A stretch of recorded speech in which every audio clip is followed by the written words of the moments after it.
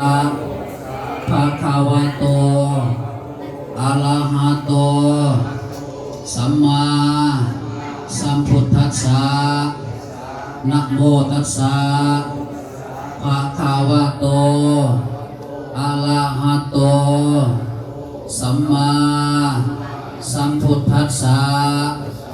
สุทินนางวัตเมธานังสาปริวาลังภิกขุสังคัสสะโอโนสญามะสาธุโนพันเตภิกขุสังโฆสุทินนางวัตเมธานังทานังเมปริสุทธังอาสาวะขญาวะหังโหตุอนักเตกะเล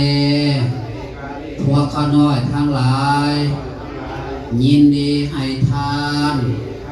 การถวายของขอให้จงสำเร็จสิ้นไปแห่งอาสวะ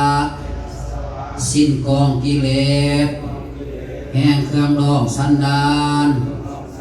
ขอจงถึง